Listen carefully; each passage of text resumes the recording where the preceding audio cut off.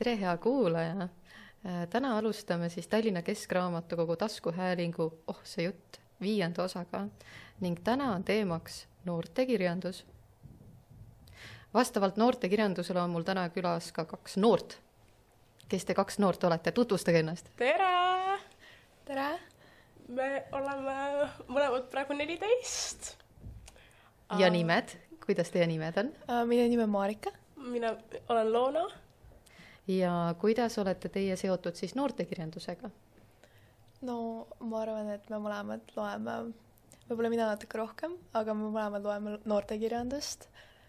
ja sellega vist olemegi seotud. Ja ma täitsa nõustun ja me mõlemad jagame ka sotsiaalmeedias raamatuarvustusi ja soovitusi. Sotsiaalmeedia on siis teie see põhiline väljund siis? Ahah, okei. Aga näiteks, kui ma ütlen sõna taskuhääling või siis podcast, mis on esimesed mõtted, mis tulevad sellega seoses? Ma ei tea, kas nüüd esimesed mõtted päris, aga see on väga oluline minu jaoks, sest tavaliselt, kui ma kas sõidan kuhugi bussiga või kui ma olen tööl või niisama jalutan ringi või olen kodus puhkan, siis ma alati kuulan taskuhäälinguid ja mulle väga meeldib neid kuulata. See on siuke minu ting. No mul niisugust otsest võib-olla seost ei ole, et ma väga palju ei kuule, aga vahepeal ma olen kuulanud ja mul on päris meeldinud, et siis ma arvan, et tulevikus võib-olla üritan rohkem kuulata. Aga näiteks Tallinna Keskraamatukogu, mis mõtted tekivad? No me mõlemad oleme Tallinna Keskraamatukogu noorte raamatuklubis. Tallinna Keskraamatukogu püsikliendid. Ja selles mõttes ka. Ja nagu ma arvan, et minu selline lugemisarmastus algast võib olla suurest tänus Keskraamatukogule. Ja ma täitsa nõustun, see on siuke nagu suur koht, kuhu saab tulla. Siin on väga palju nagu erinevaid raamatuvalikuid ja siis kui ma olingi nagu väiksem ja mu ema mind siia tõi, et siis ma saingi valida nii palju raamatuid ja neid, mis ma tahtsin ja siis ma saingi neid lugeda, et võib-olla lugemisega, kui ma olin 4, et siis ma juba väga väiksena, kui ma elasin siin lähedal, et siis ma käisin. Ma tahtsingi küsida, et kuidas te üldse leidsite tee noortekirjanduseni? Et kuna me täna just räägime noortekirjandusest ja te olete noored siiski, et kuidas siis need sammud jõudsid ikkagi sinnamaani, et noortekirjandus on huvitav? No minu jaoks oli see, et kui mina hakkasin nagu tõsiselt lugema, siis ma alustasingi noortekirjandusest, sest mu vanem oli mulle kinkinud siukesi noorteraamatuid, siis ma hakkasin lugema neid, siis mul oli väga igav ja siis sealt mul tekkiski siuke tunne, et need on väga huvitavad, et lasteraamatud olid minu jaoks juba natukene titekad ja ma lihtsalt tundsin, ma tahan midagi põnevamat, võib-olla siukest rohkem täiskasvanumat selles mõttes, et lasteraamatud on ikkagi päris lapsikud võivad olla ja minu jaoks oligi see, et noortekirjandus pakkus kõike seda, mida ma tahtsin raamatutes, nii et niimoodi ma jõudsingi. Kui mina alustasin lugemist, ma olin 4 ja siis ilmselgelt ma veel ei lugenud noorteraamatuid, et ma ikkagi alustasin nendest lasteraamatutest rohkem, mulle väga meeldis lugeda seda Paula sarja, aga kuniks nagu üks hetk ma tundsin, et nagu ma tean kõikide lõppu, et seal ei ole midagi erilist enam, et siis ma mõtlesin, et nagu ma tahtsin nagu edasi lugeda, sest lugemine oli minu jaoks alati nagu tore hobi, et siis selles suhtes ma leidsingi, et teen nagu noorteraamatuteni, et ma nägin, et seal on nagu põnev kirjeldus ja nagu kogu aeg, kui ma lugesin iga leht, nagu toimus midagi uut ja selles suhtes oli palju huvitavam ja et nagu seal alati toimus midagi, et siis ma hakkasingi lugema rohkem noortekirjandust ja tegelikult üsna noorelt saagi, kui ma läksin esimesse klassi ma pakun või siis esimese klassi lõpus ma hakkasin juba lugema noortekirjandust,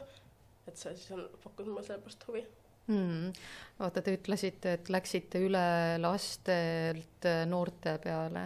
Mis see suurim erinevus siis on? Näiteks on lasteraamat ja siis on noortekirjanduslik raamat.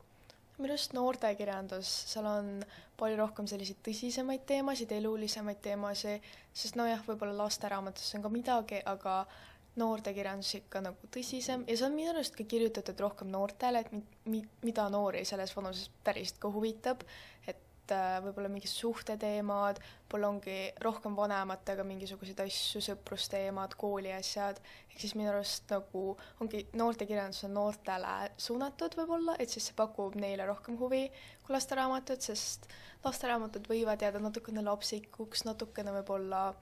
ütleme nii igavaks, et siis on küll noortekirjandus räägib rohkem sellist elulisest teemadest. Et need lasteraamatud ja pigem neil on nagu sellised õpetlikumad asjad, et kuidas mingi sa peaksid tegelema, hakkama saama, kui sa oled mingi üksinda kodus, midagi sellist, aga pigem nagu noorteraamatutel on rohkem see algus ja lõpp, et seal nagu toimub midagi, et nagu sa saaksid noorena siis samastuda ja nagu võib-olla õppida endast olukordadest, mitte õppida olukordadest, mis sa teed, kui mingi koer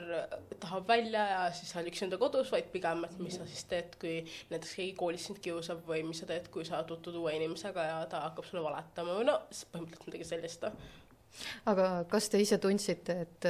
nüüd on see vanus, kust mina enam ei ole laps, vaid nüüd ma olen noor? Et mis erinevus on lapsel ja noorel? No minu arust on see, et kui võib-olla elutark sa oled, ehk siis nagu noored minu arust, nad oskavad paremini olla nagu üldse sõprussuhetes, teistes suhetes üldse orienteeruda ja kuidagi no natukene see täiskasvanulikkus tuleb. Eks lapsed on väiksed, lapsed on võib-olla natukene, no ma ei taha öelda kurjalt, aga natuke lollid, natukene naiivsed. Ja täpselt naiivsed ja nagu noorena sa kuidagi õpid maailma tundma paremini, õpid ennast tundma paremini, ehk siis sa arened lihtsalt nii palju noorena, et ma arvan, et see ongi see vahe, et noorena sa ikka tunneb maailma, õpid ennast tundma, õpid tundma maailma enda ümber, võib-olla sõpru, kuidas sina sobitud sinna maailma, pole midagi sellist. Minu jaoks on kõik see nagu väga segane, sest tegelikult nagu sa oled laps üsna kogu elu, sest tegelikult sa oled ikkagi kogu aeg kellegi laps ja kui sa kuskil mingi otsid piletihinda näiteks, siis sa ikkagi oled laps, kui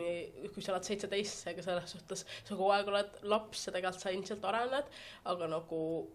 mis see laps all võib-olla siis, kui sa lõpetad lasteaed, siis võib-olla sa oled rohkem nagu noor, et sa ei ole enam nagu väike laps, aga nagu tegelikult kogu aeg sa õpid ja kogu aeg oled laps ikkagi nagu sul ei ole seda suurt nagu vastutus, seda asja, mis sa pead vastutama enda eest, sa pead vastutama enda mingi laste eest siis pärast ja sa ei pea süüa ostma, sa ei pea maksma mingi korteri enda seest, et selles suhtes sa jääd kuni vähemalt 18-aastaseni sa jääd lapseks minu jaoks. Et see ei ole väga suur vahe, et kui kas sa oled mingi 7 või sa oled 12, siis sa oled ikkagi laps minu jaoks. Ma just mõtlesingi, et mitmendas klassis te käite? 8. 8. Mitmes klass on teie meelest nüüd siis laps teiega võrreldes? 5 ja sealt alla 6 on juba, no oleneb inimesest, aga minu arust 7. klass on see klass, kus sa nagu päriselt ka saad võib-olla nii-öelda ametlikult ristitud nooreks. Jaa, ma täitsa nõustun. Minu jaoks 6. klassis ikkagi saad veel laps. Tegelikult nagu oleneb inimesest, aga 7. klassis on ka päris palju lapsi, et nagu see tõesti nagu täielikult oleneb, kuidas sa nagu käitud, kellega sa suhtled ja nagu kogu see, et millele sa keskendud, kas sa keskendud nagu enda sõpradele, kas sa keskendud mingi hobidele, kas sa keskendud õppimisele, kas sa lihtsalt tahad olla kodus, teha mingi omi asju, et sellest minu arust täielikult oleneb see. Aga meil ongi see termin, see noortekirjandus, et mis te arvate, et kellele see noortekirjandus siis on mõeldud? Kas on mingi vanuseline piirang seal või sõltub see lihtsalt vaimsest küpsusest? Ma arvan, et pigem vaimne küpsus, sellepärast et vanus selles mõttes ei ole niisugune täpne näite, et kuidas sa peaksid käituma, on võib-olla mingid normid, aga see oleneb väga-väga palju inimesest. Aga ma arvan, et noortekirjandus võib-olla rohkem suunatud noortele, aga ma arvan, et ükskõik kes ka täiskasvanud, võib-olla seeniorid, lapsed, kes iganes tahab lugeda, siis las loevad, et see on sinu valik, et võib-olla kedagi kõnetabki niisugune noortekirjanduslik stiil ja ma võib-olla ütleks, et mõned raamatud on sellised, mis võib-olla lastele ei ole nii sobilikud, aga oleneb ka täiesti sellest, kui nagu küps oled, et mõned lapsed on kogenud mingi 10-aastaselt rohkem kui inimesed on 20-aastased, ehk siis nagu see täielikult oleneb ja ma arvan, et keegi ei peaks otseselt piiri peale panema, et nüüd, et sa pead olema mingi 14, et seda raamatut laenutada, ma arvan, et see ei ole väga tark tegu. Ja ma täitsa nõustun,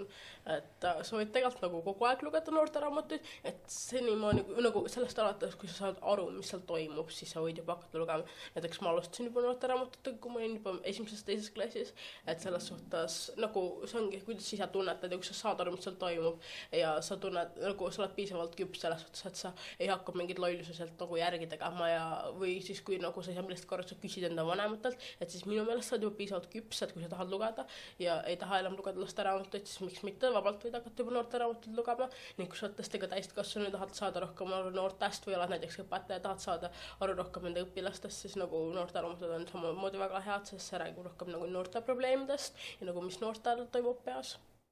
Aga kas näiteks, kui teie olete nüüd 14-aastased ja teie nüüd homme annate välja raamatu, kas see on automaatselt noortekirjandus? Ei ole, kindlasti Olen, mitte. millest see raamat on, võime kirjutada luuleraamatu, võime kirjutada mingi väga ilulise raamatu, võime kirjutada vabalt noorte raamatu, võime kirjutada ka mingi trükitähtedega raamatu, mis on mingi elevandist, kes läheb poodi. Selles suhtes, see tegelikult oleneb, millest see raamat on. Ja et ma ei arva, et see, et kui mina noorena selle raamatu välja andan, see ei tähenda seda automaatselt, see on noortele suunatud, vaid pigem see nagu noortekirjandus on selle nime saanud pigem selle sihtgrupi järgi, mitte selle järgi, kes selle kirjutanud on. Ja ma nõustan täielikult. Aga siit väike selline vastuoluline küsimus ka, et kui on olemas noortekirjandus, kas siis on ka vanade kirjandus olemas? Ja ikka on ju tegelikult noortekirjandus on eraldi pantud ja selle ongi nagu noorte sihtgrupina ja siis nii-öelda ülejäänud kirjandus on eraldi pantud, ehk siis ma arvan, et on küll. Mis on siis vanade kirjandus? No, ma arvan, et teemad olenevad, et nagu paljud raamatud on ka mingi sõjast või nagu sellised raamatud, mis on juba nagu see tegevus on juba ära toimunud, et nagu millest saavad siis ainult need aru, kas sellel ajal elasid või on sellest nagu rohkem õppinud, et näiteks meie ilmselt ei saaks aru paljudest asjadest, mis on seal täiskasvanud alal siis põhimõtteliselt, et nagu kui need on rohkem elulised ja nagu sellistest asjadest, mis on toimunud, ma arvan, et need pigem on siis nagu vanemale sihtgrupile rohkem. Ja. Aga kas te muidu soovitaksite noortekirjandust ükskõik kellele? Jah, Ja, küll. ma arvan küll, et kui ma tunnen, et selline inimene tunneks huvi sellist raamatust, siis minu arust see vanus nagu väga ei loe selles mõttes, et ta võib olla ka 40 ja ta võib ikkagi nautida noortekirjandus, et see ei tähenda seda, et ta on lihtsalt mingi väike titt, vaid see tähendab lihtsalt seda, et ta naudib seda kirjutamisstiili ja see ongi niimoodi. Ja sest vanus on lihtsalt tegelikult number, et kui sa selles suhtes saad sellest aru kõigest, mis toimub, et siis on täiesti okei ja kui sa naudid seda, siis miks mitte. Okei, aga räägime siis natukene sellest, et mis keeles te üldse loete. Eesti keelde tõlgitakse ju ainult teatud hulk raamatuid. Kahjuks. Ja need teatud hulk raamatud on kirvehinnaga.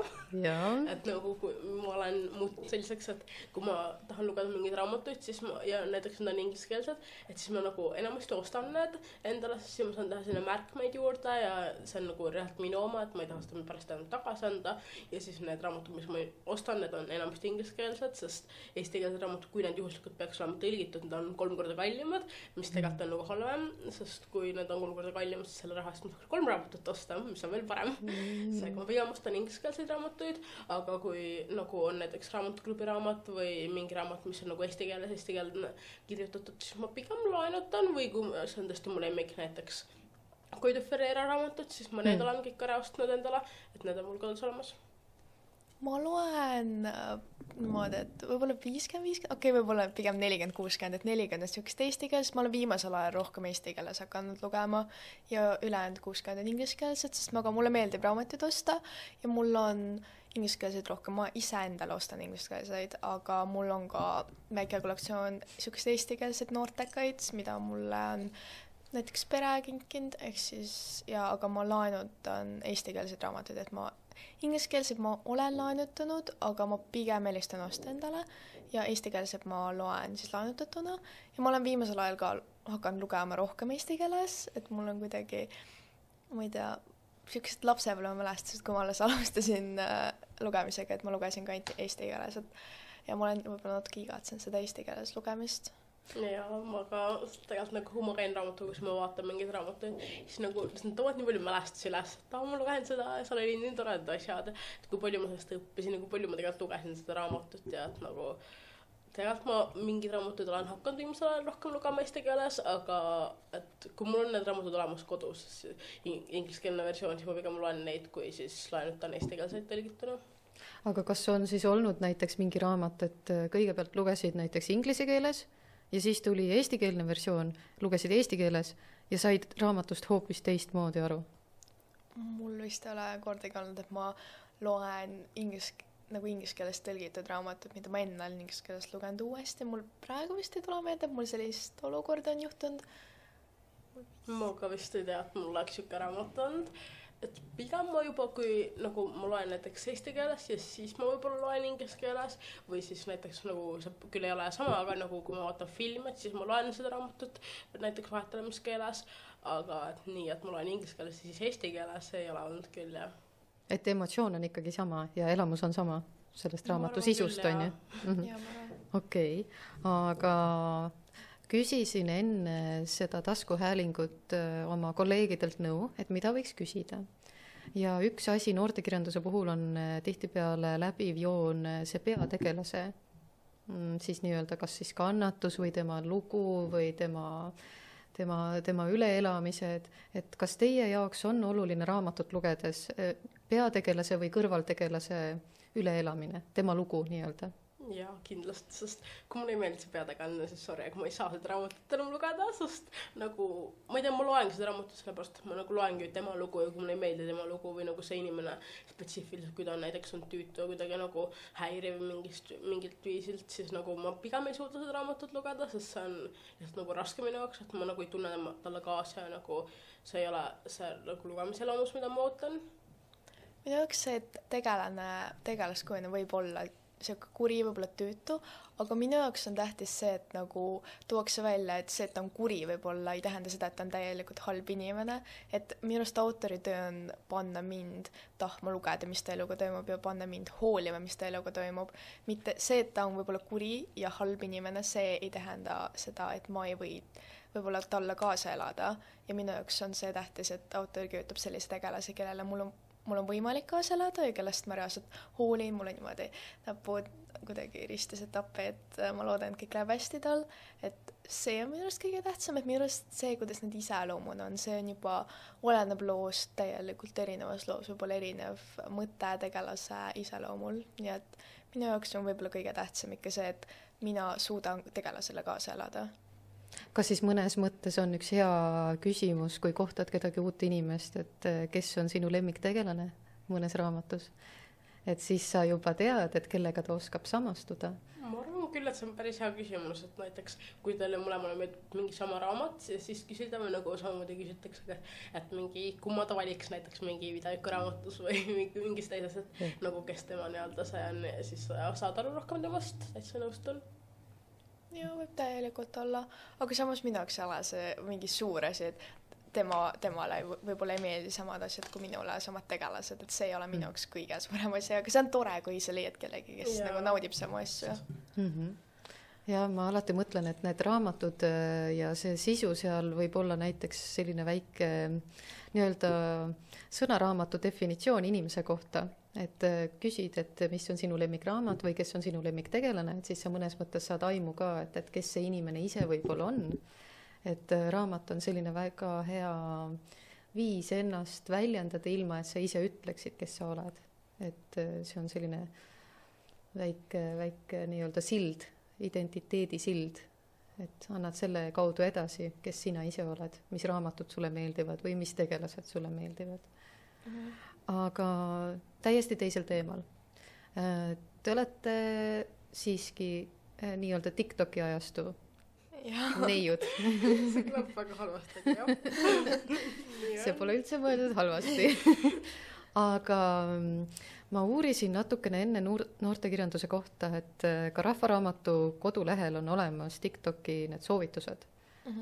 Kus kõikidel raamatukoodidel ja kohtadel nüüd on, isegi raamatukogul on võrgjas kirjandus näiteks eraldi laud, kus on olemas TikToki raamatud. Just, täpselt. Et see ongi minu küsimus, et kuidas teie enda neid raamatuid siis valite? Kas te otsite neid soovitusi läbi TikToki või on mingid teised kanalid, mingid lugemisblogid või kuidas teie leiate, et mis raamatut nüüd järgmisena lugeda?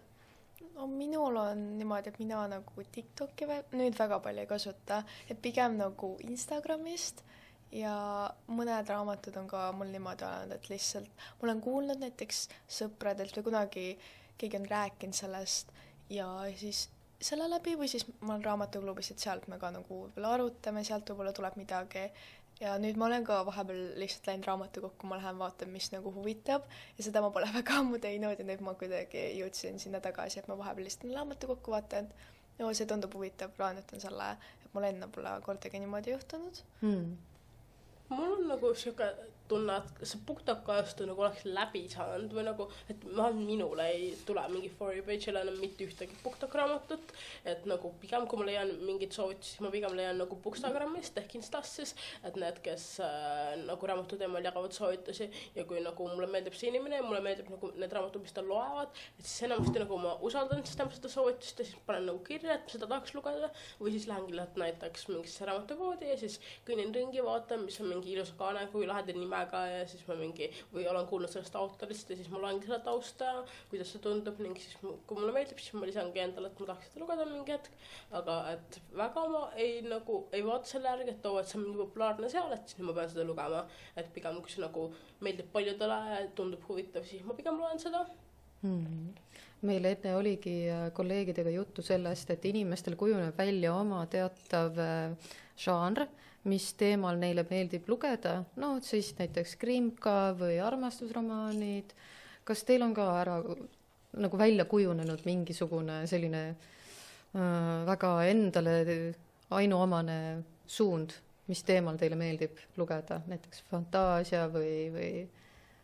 ulme või romantika? Mulle meeldib lugeda armastusromaane ja on üsna terve elu meeldib lugeda. Alguses oli rohkem nagu selliseid, kus oli ka mingid nagu mõrvalugusid, aga et nagu kui nad on sellega ühendatud, siis on veel lahedam, aga et praegu ma loen kõige rohkem mingid armastusromaane. Ma olen selline inimene, et ma loen kõike ja selles mõttes mul on võib-olla lemmikud on viimasel ajal välja kujunenud fantaasia ja võib-olla siuke nagu thriller, krimi ja võib-olla müsteeriumid mulle väga meeldivad, aga samas nagu ma võin ükskõik mida lugeda, et selles mõttes, et mul ei ole kindlat žanrit, mida ma ainult loen, et ma ei ole niimoodi, et ma lähen ainult ühte riiulisse, seal on sellised raamatud, ma võtan ainult sealt, et ma pigem vastan kõike, sest minu arust nagu see on palju huvitavam, no vähemalt mulle jubedalt meeldib, et lihtsalt avastada erinevaid asju, aga ma arvan, et pigem fantaasia, siuke thrillerid ja müsteeriumid on minu lemmikud, kui niimoodi eraldada. Kas see siis tuli läbi sellise nii-öelda katse-eksitusmeetodi läbi, et proovisid nii seda žanri kui teist ja siis see meeldis sulle kõige rohkem? Ja ma arvan küll jah, sest nagu mulle meeldib, kui nagu armastust on sees, aga see ei ole nagu kõige nagu tähtsam asi seal, et see on rohkem nagu siuke kõrvaltegevus, et mulle meeldivad sellised kõige rohkem, et ma olen siuksel katsetusmeetodil aru saanud, et mulle nagu lihtsalt armastusromaanid nagu mulle väga ei meeldi, aga ma ei keeldu ka sellest, et ma mitte kunagi enam loen, ma ikka loen ja vahepeal on väga mõnus lihtsalt nagu siuke nagu nunnu raamat läbi lugeda ja siis pärast kugile mõrva raamatute tagasi minna, nii et jah, et nagu, aga ma ei arva, et näiteks inimesed, kes loevad armastusromaane, et see on mingi nagu lihtsalt igav, et ma ise ka olen, mõned on mulle päris palju meeldinud isegi. Öelge nüüd ausalt, millal te viimati jäite magama niimoodi, et raamat oli näos kinni? Ma pole mitte kunagi jäänud, ma ausalt ütlen ka, et ma ei ole kunagi jäänud, sest alati kui ma tunnen ära, et ma jään magama, siis ma nagu panen raamatuterast, nagu ma magan temaga samas toas ja mul ei ole sellist nagu võimalust, et nüüd ma mingi loen terve öösjak, et jään magama, et nagu et kui ma paneb tule kinni, siis ma pean ka panema tule kinni, et selles suhtes, et ma pole kunagi jäänud niimoodi magama. Marika. No, mul on natukene teine olukord, et ma kuulan enne magama minemist tihti audioraamatuid, sest see on see siuke ainuke aeg, kui ma jõuan, ehk siis nagu natuke nagu unejutud. Nende ajal ma olen magama jäänud väga tihti. Nende ajal ma olen ka jäänud paari korda magama. Aga nagu füüsilise raamatu umbes võib-olla 5 kuud tagasi, sest ma olin väga väsinud, aga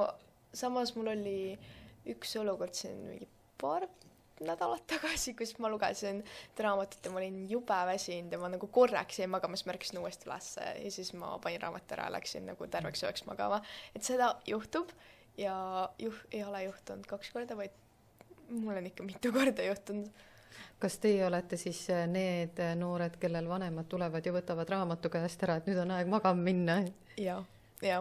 Pigem jaa, või no oleneb täielikult, et kui nagu on pikk ja raske koolipäev olnud, siis tegelikult nagu ma väga ei jõua lugeda, sest on nii palju nagu mingeid kooli asju vaja teha ja selles suhtes, et kui ma jõuan, kui olen teinud mingi 3-4 tundi kooli asju, siis ma pigem lihtsalt vaataks natuke filmi, et läksin magama, et siis ma ei jõua väga enam nagu süveneda raamatusse, et pigem kui on nagu suvi, siis ma loen rohkem või siis kui ma sõidan kuhugi, et siis ma loen rohkem, et ma pigem nagu õhtuti väga ei jõua lugeda, siis nagu mu silm tahab kogu aeg nagu kinni minna, siis ma tunnen, ma tahaks nagu magama jääda, et siis ma pigem kas vaataks filmi või lihtsalt lähengi magama. Aga kuidas on teie eakaaslastega näiteks, et te olete nüüd mõlemad ju sama vanad, eks ole, aga teie koolikaaslased, klassikaaslased,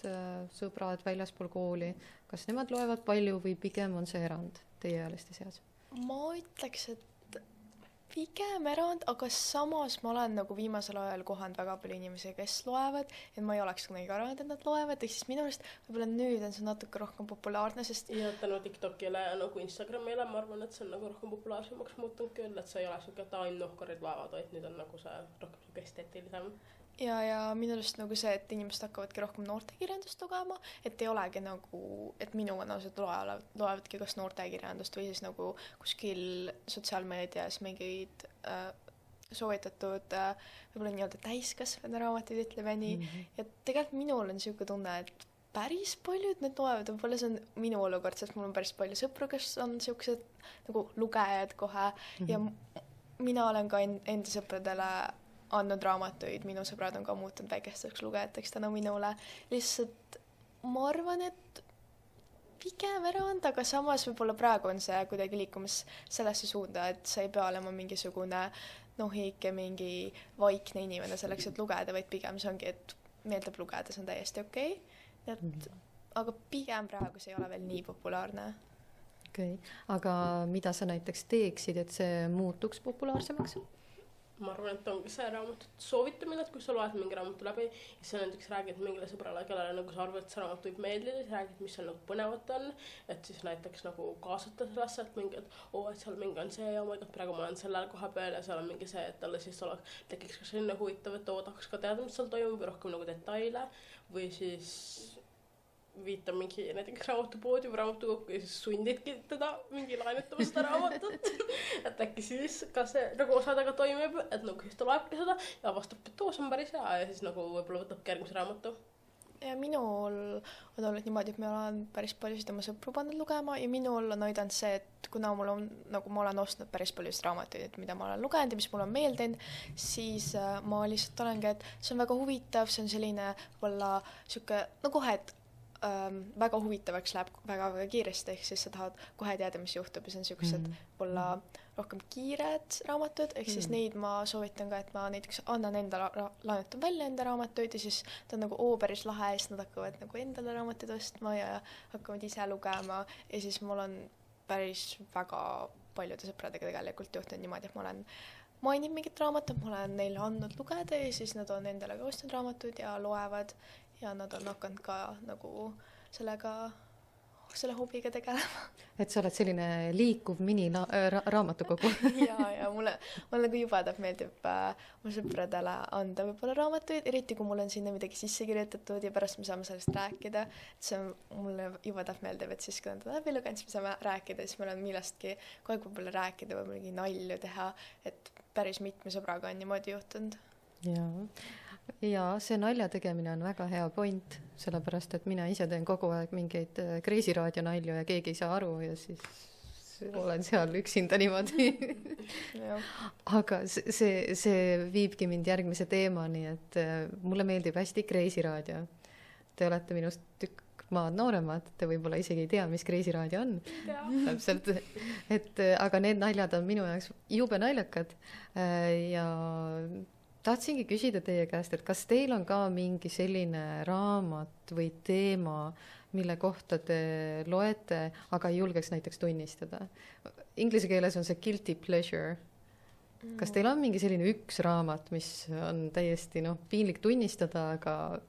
endale kogu aeg meeldib seda lugeda? Mul on võib-olla 2 tükki, ma ei ütleks, et see on piinlik tunnistada, ma olen sellest rääkinud küll, aga lihtsalt need on siuksed raamatud, mis ma nagu kogu aeg loen uuesti. Mul on üks, mida ma olen lugenud võib-olla 4 korda ekraani taga, see on üks noorte raamat ja see on mul ise ka olemas ja ma olen seda vähemalt 4 korda lugenud, aga ma pole vist 2 aastat juba seda lugenud, nii et see on päris ammu, aga ma olen ikka mitu korda seda läbi lugenud. Ja siis teine sari, mida ma olen nüüd lugesin 3. korda ja nüüd ma iga aasta üritan seda lugeda, sest mulle juba meeldib see. See nüüd on Gallagher Girls sari ja selle esimene raamat on Spioon ei tohi suudelda vist oli pealkiri. Ja, seda ma olen isegi mina olen kuulnud, kes noortekirjandust üldse ei loe. Ja et seal on esimesed 3 sarjaraamatut on tõlgitud eesti keelde ja ülejäänud 3 on inglise keeles saadaval. No kogu sari on ka inglise keeles saadavad raamatukogus, et see aasta ma lugesin inglise keeles läbi kogu sari, aga enne ma olen teinud niimoodi, et esimesed 3 eesti keeles, ülejäänud 3 inglise keeles. Loona, sina? Võib-olla mul on selle raamatuga, mida mul on natuke piinlik tunnistada, on It ends with us, sest see on mu teine raamat, mida ma lugesin inglise keeles, see oli äkki siis mingi, ma ei tea, aasta, võib-olla 2 tagasi isegi juba, kui ma hakkasin lugema inglise keeles, et see oli üks mu teine raamat, siis oli see BookTok aeg ja siis oli see väga populaarne, aga nüüd äkitselt kõik nagu vihkavad seda autorit, seega nagu kõik mingi, ma ei tea, teavad midagi, kuidas mingi revivad selle raamatu pooleks ja mingi sodiavad sinna, lõikavad seda puruks, et siis nagu mul on natuke piinlik seda tunnistada, et nagu ma olen seda üsna mitu korda lugenud ja mulle väga meeldib see just nagu see raamat, et no, ma olen lugenud selle autori teisi raamatuid, et nagu teised pole väga mu lemmikud, või no välja arvatud see üks, millest nagu keegi pole väga halba rääkinud, et selles suhtes see Verity on ka hea, aga just see It ends with us on see, sest seal on väga palju nagu erinevaid nagu armastusromaan, aga samas seal on ka nagu reaalselt inimsuhteid sees ja et kuidas nagu keegi käitub, et mulle väga meeldib see, et mulle ei meeldi selle teine osa üldse, et see oli kuidagi nagu väga mõttetu, aga see esimene osa just väga mulle meeldib ja et kui ma kellelegi ütleks seda, siis kõik teevad kohe sellisena, et mida, miks sa seda loed, issand künne vaja mingi selles suhtes on võib-olla see raamat. Et sa julgelt tunnistad, et loed seda, oled mitu korda lugenud. Tuleb tunnistada. Aga ma tegelikult tahan küsida üldse teie käest, et miks kirjandus teie jaoks üldse on oluline? No oluline, okei. Minu jaoks on oluline, sest mulle väga meeldib lugedes, minu jaoks siuke nagu mõnus aeg endale, kus sa saad lihtsalt aega maha võtta, rahulikult lugeda, kui kõigi raamatutega ei ole päris rahulik lugemine, aga rahulikult lugeda, aega võtta, aga samas ma arvan, et see on siuke nagu kunst, see on eneseväljendus, see on viis, kuidas anda edasi mingisugust võib-olla infot, see on viis, kuidas nagu ennast väljendada. Minu arust ongi väga tähtis, et meil on nagu võimalus ennast väljendada, enda lugusid, enda mingit fantaasiat lihtsalt paberile panna ja anda võimalust teistel ka seda lugeda. Minu jaoks on see oluline, sest see on nagu siuke väljapääs põhimõtteliselt nagu reaalsusest või nagu kui sul on väga palju probleeme või sul on nagu raske hetk, kui sa lihtsalt, sul on väga igav, siis sa nagu loedki, siis sa oledki täiesti nagu teises maailmas, et mulle väga see meeldib, et siis nagu ma ei mõtle mingitele teistele asjadele, vaid ma olengi nii-öelda selles teises maailmas ja siis nagu ma loengi kellegi teise mingitest muredest või nagu lihtsalt kellegi teisest elust, et ma ei pea nagu ise mõtlema, et mis nüüd saab, vaid nagu kogu raamat juba on valmis, et nagu ma ei pea hakkama mõtlema, et nagu mis ma nüüd teeks või nagu selles suhtes, et võib-olla see on minu jaoks üks kõige olulisem asi. Minu meelest oligi praegu täpselt ideaalne näide, et üks näeb selles enda seda väljundit, ennast väljendada, teine näeb võimalust seda kasutada enda nii-öelda väljapääsuna mingisugusesse fantaasiamaailma. Et täpselt ongi ideaalne tasakaal, et kes midagi sellest leiab. Keegi leiab näiteks väljundit, keegi leiab jällegi mingit võib-olla sisendit, ütleme siis niimoodi. Aga kui ma praegu ütleks teile, et nii, kirjuta üks raamat noortekirjanduse teemal, mis teema teid praegu kõige rohkem kõnetaks? Mis teemal te kirjutaks ise raamatu? Või, või näiteks Loona sinu puhul, mis teemal sa tahaksid lugeda raamatut? No ilmselt ma nagu loen raamatuid, ma ilmselt kirjutaks mingi armastusromaani teemalise raamatu, et väga palju valikuid poleks. Tegelikult mina kirjutasin oma loovtööna novelli ja see oli siis nagu natukene siuke müsteeria trilleri osa, aga samas see oli selline võib-olla noorte omavaheline suhe, just võib-olla mitte selline nagu armastussuhe, no seda oli ka, aga rohkem sellist nagu ongi, kuidas sõprus mõjub, kuidas maailm sinu ümber mõjub, et selline suhetele ja keskendunud ja siis selline natukene trilleri osa oli ka. Sest mulle ise juba meeldib sellist asja lugeda. aga kas te muidu käite ka näiteks mingisugustes ringides, näiteks kirjandusringis või käite näiteks mingitel üritustel, kus on vaba lava, et saate näiteks esitada mingit oma loomingut? Ei käi praegu, aga ma võib-olla tahaks kindlasti proovida võib-olla erinevaid selliseid kirjutamistele, sest ma praegu kirjutasin novelli, mis on siis lühike teos inglise keeles short story, ehk siis see ei ole nagu väga suur, aga võib-olla tahaks tulevikus võib-olla näiteks proovida luulet või midagi sellist, et ma tahaks proovida erinevaid asju, et võib-olla midagi, mis mulle jääb külge, milles ma tahaks nagu rohkem keskenduda. Mulle pigem väga ise ei meeldi kirjutada mingit raamatut, sest nagu ma tean, kuidas see lõpeb ja siis see pole minu jaoks nagu väga nagu huvitav, et ma saan nagu ise lisada detaile ja nagu muuta mingeid asju, see on nagu minu jaoks ei ole põnev, sest nagu ma tahangi lugeda, ma tahaks olla nagu see wow-efekt on minu jaoks nagu oluline, et ma pigem ei kirjuta ise raamatuid ja või mingeid tekste üldse. Okei. Üks asi on raamatu puhul see lugu, siis me kindlasti peame mõtlema reklaami peale, mis on siis raamatu kujundus, eks ole, ja sinna kuulub ka see kaanepilt. Kas on üldse mingisugust kaanepilti, mis teil tuleb praegu esimesena meelde? Et sellel oli täiesti kutsuv kaanepilt. Võib-olla ma ütleks, et eestikeelne üks on domineeriv värv, et kogu selle sarja kaanepilt on nagu väga seonduv selle raamatuga, aga ka see on nagu väga kena ja selline kutsuv, aga üks ingliskeelne, või see on nüüd tõlgitud eestikeelne versioon on homme, et see on väga kena ja selline esteetiline, see on selline laine peal ja mulle väga meeldib see näiteks. Mul vist praegu tule ühtegi meelde, mis mul nagu pani niimoodi mõtlema, et tahaks seda lugeda. Aga ma arvan, et mulle meeldib, kui siuke kaanekujundus nagu näitab seda, millest raamat räägib, aga mitte liiga palju, et annab sulle lihtsalt vihje, et näiteks kui seal on mingisugused, ma tea, mingi mõrvaasjad peal, siis saad aru, et see on mõrvast või midagi sellist, et mulle meeldib, kui see natuke ikka näitab, millest raamat räägib, aga samas ma tahan, et see ei avaldaks kõike kohe ära, sest ma lugesin või tegelikult ma nägin ühte raamatut, mille pealkiri oli Kõvermaja ja see pilt oli ka Kõvermaja ja see rääkis kõverast majast, nii et mulle selline asi meeldib, mulle meeldib, kui ikka mängitakse natuke selle kaanepildiga ja selle pealkirjaga, et see ei anna kohe ära, millest see raamat räägib, vaid pigem mulle väga meeldivad ka mingid sellised nagu esteetilised rohkem, et kui seal on näiteks mingi 1 või 2 väikest detaili peal, mis nagu natukene annavad vihjeid näiteks. Ma küll ei tea, kes see kunstnik kahjuks on, aga et paljudel eestikeelsetel noorteraamatutel näiteks üks, mis mulle meeldib, on Lõpupidu ja siis Mälestussuvi vist on ka sama kaanekujundusega, et need on sellised väga nagu esteetilised ja seal on nagu mingi väikene detail, mis siis nagu sa alguses ei saa aru küll, millest see on, aga pärast üks raamatu lõpetad, siis saad aru, et nagu, et mis see nüüd on seal raamatus, mida see nagu tähendab, et nagu kui mulle sellised väga meeldivad, et mitte just nagu sellised, mis mingi täiega nagu piinlik on, kui sa mingi bussis loed näiteks armastatud Potees, ingliskeelne versioon, kuidas keegi 2 inimest mingi suudlevad seal peal, see on natuke ebamugav lugeda selliseid asju avalikus, see pigem nagu midagi esteetiliselt, sellisest nagu minimalistlikult rohkem. Või et kaanepildi peal on kirves, aga tegelikult mõrv oli läbi mürgi. Et see on ekslik selline. Aga kas teil on mingi täiesti selline 100% soovitus ka, et lihtsalt see on parim raamat üldse? Mul vist nagu see nimekiri raamatutest, mida ma soovitan, oleneb inimesest, aga alati, eriti nendele, kes hakkavad lugemist, ma soovitan Daisy Jones and the Six, see on olemas eesti keeles kui ka inglise keeles, et eesti keeles minu arust pealkiri on sama, see on bändi nimi lihtsalt, see, mida ma soovitan, siis Hea tüdruku mõrvaraamat, A Good Girls Kaitsemõrder, see on üks siuke klassik, mida ma soovitan, ja siis Polla Five Survive, see ei ole eesti keelde tõlgitud, aga see on sama autori poolt kui see mõrvaraamatu raamat, ehk siis need on võib-olla 3, mida ma soovitan nendele, kes nagu hakkavad alles lugema, et see on nagu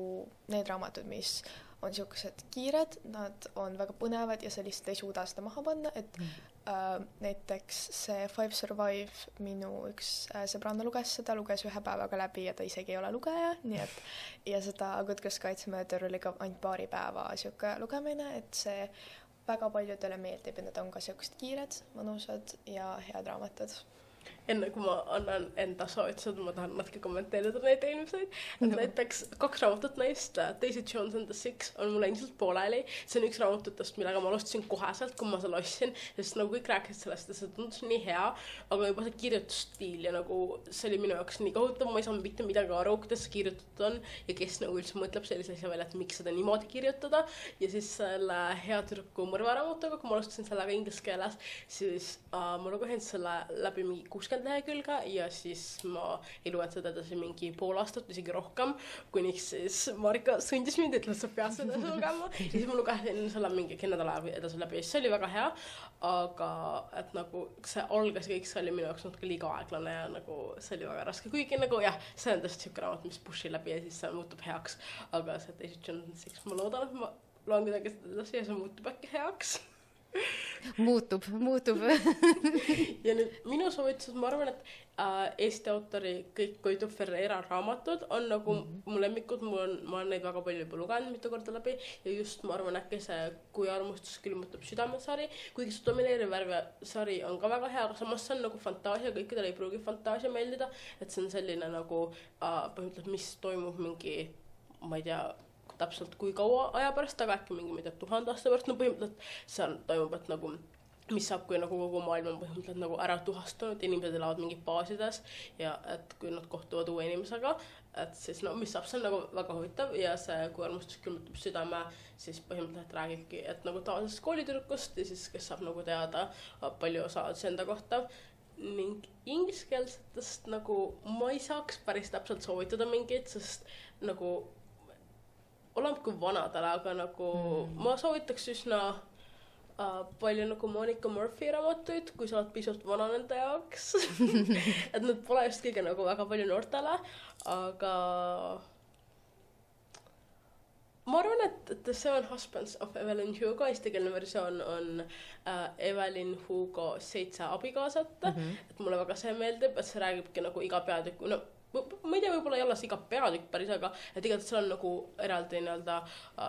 lõigud või nagu kuidagi tehtud see raamat selliseks, et seal ongi nagu 7 lõiku põhimõtteliselt või 7 osa sellest raamatust, iga sellel on nagu nii-öelda eraldi see abikaasa põhimõtteliselt, siis see räägibki, et nagu tema põhimõtteliselt Hollywoodi elust, et mulle väga see meeldis ja ma lugesin seda mingi 3 päeva läbi ja siis ma mingi nutsin pärast seda aega ja mõtlesin sellest mitu päeva, et see oli väga hea. Aga kas näiteks on mingi žanr, mida mitte kunagi ei hakkaks lugema? Mis mitte üldse mingil moel ei pakuks absoluutselt mingit huvi? Võib-olla ainuke, mis ma võib-olla oskan öelda, on mingisugune usuline tekst ja võib-olla väga siuke ajalooline, nagu väga ajalooline, midagi nagu siukest. Aga samas ma ei oska mitte midagi muud välistada, sest isegi võib-olla psühholoogiat ma nagu praegu ei loe, aga võib-olla tulevikus ma tahaks lugeda või kui hakkab mingi huvi pakkuma mingi raamat, mis on silma jäänud, midagi muud ma peale usu ja võib-olla väga sellise sõjalise raamatu ei oska välistada. Ma ei välistaks midagi peale lasteraamatut, et ilmselt lasteraamatuteni ma rohkem ei jõua, aga et nagu vabalt kunagi, kui ma leian mingi teema, mis mulle nagu huvi pakub, mingi ajaloo teema näiteks, et siis ma kindlasti võiksin lugeda mingit ajalooraamatut või siis kui ma